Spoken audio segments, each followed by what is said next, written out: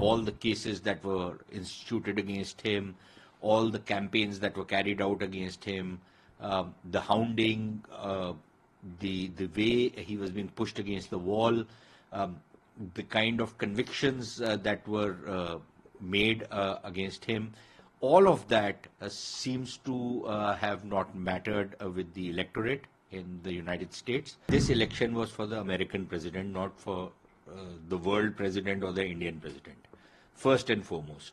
So he will try and do whatever is best for the United States in terms of his foreign policy agenda. We'll have to wait and see what he does, for example, on the Russian-Ukraine front. The expectation is that some of the American funding is going to stop, and he will push for some kind of a cessation of hostility. There are expectations that he will be tough on China, which is not exactly a bad thing for us, provided he is or we are able to, strengthen organizations like the Quad. And that gives India some room for maneuver between the United States and China. Coming out is that he has passed the halfway mark, so he is in pole position to win the election. This is at the time when we are speaking. It almost seems that he has won the election. So that much is clear. It's not just about leads anymore. Forex News has also predicted that Donald Trump wins the presidential election 2024. It's not just Fox News. I think all the other channels are also calling it. Some of them have not gone past the halfway mark as yet, but I think the trends suggest that the path for Kamala Harris presidency is becoming increasingly narrow, and it's almost getting blocked. And it looks like Donald Trump will become president for the second time, which is a remarkable comeback, given that all the cases that were instituted against him, all the campaigns that were carried out against him, the hounding, the way he was being pushed against the wall, the kind of convictions that were made against him, all of that seems to have not mattered with the electorate in the United States.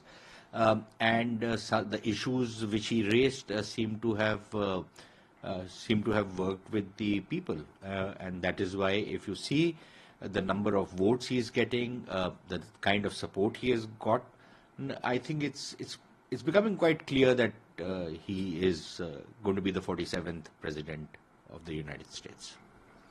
If we talk about how is the Trump, if as the trend shows that he is going to win, will be very beneficial for India and South Africa perspective?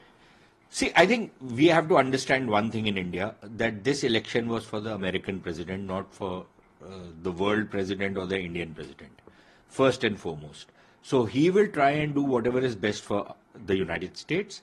There will be some things in which I think India will benefit, and there will be other things in which I think there will be challenges for India. So, for example, Trump is not going to be an interventionist president. He is not, unlike the Democrats who tend to interfere in different countries, indulge in regime change. We've seen that in Bangladesh, for example. They want to dictate what happens in different countries. He is not going to probably go down that road, which is a good thing, so countries can manage their own affairs.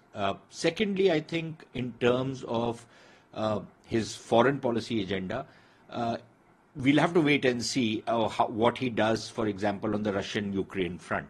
The expectation is that some of the American funding is going to stop, and he will push for some kind of a cessation of hostilities.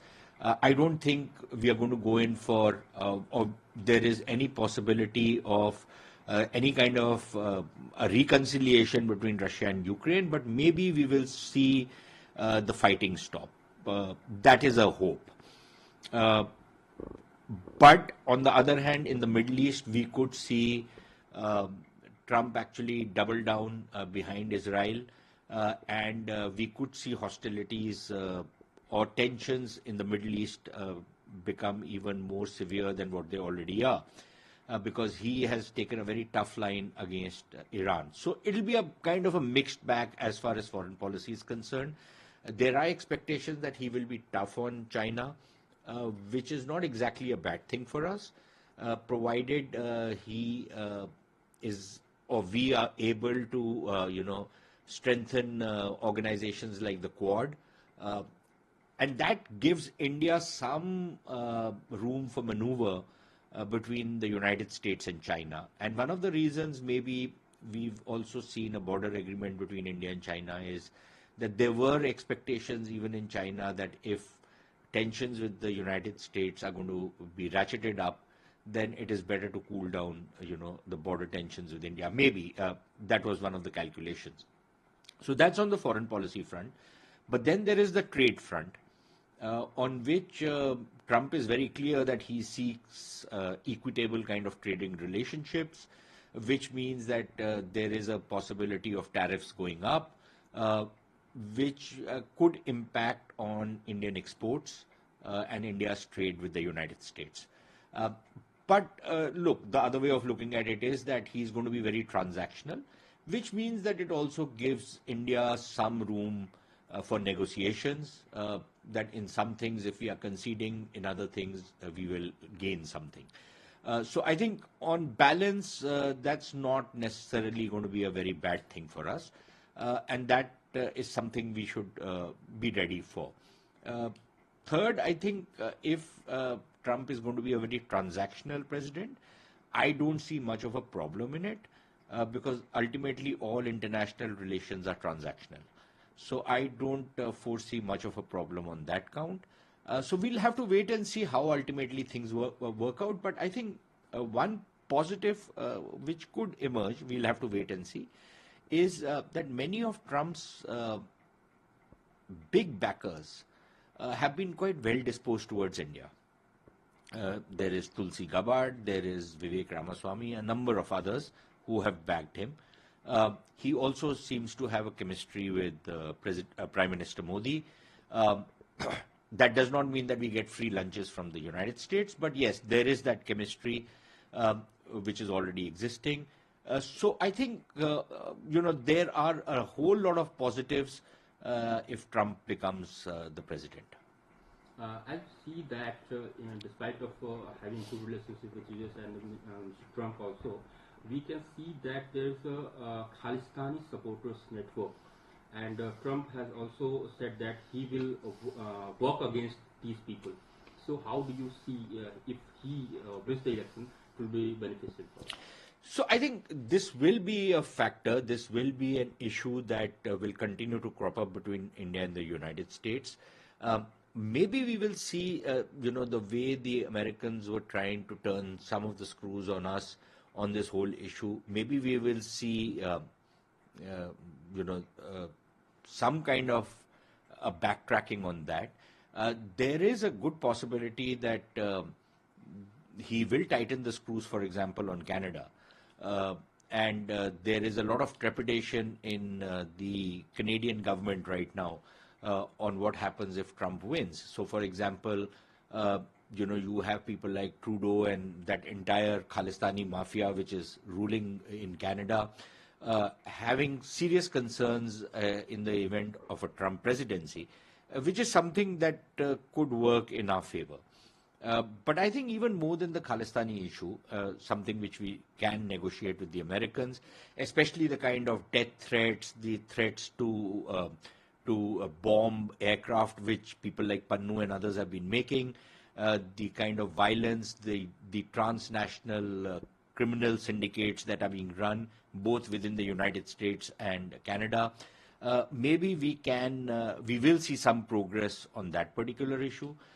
We could also see some progress in the case of Bangladesh, where a favorite plant of the Democratic Party, Muhammad Yunus, the so-called Nobel laureate, who's seen to be a lackey of the American deep state, maybe we will see some progress out there as well, because India had a very strong position that bringing people like him in will cause a lot of problems and instability in the region. So we'll have to wait and see.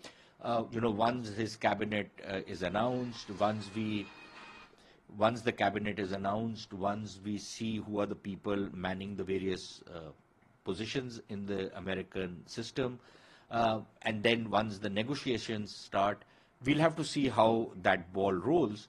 But again, like I said, there are positives that we can look forward to.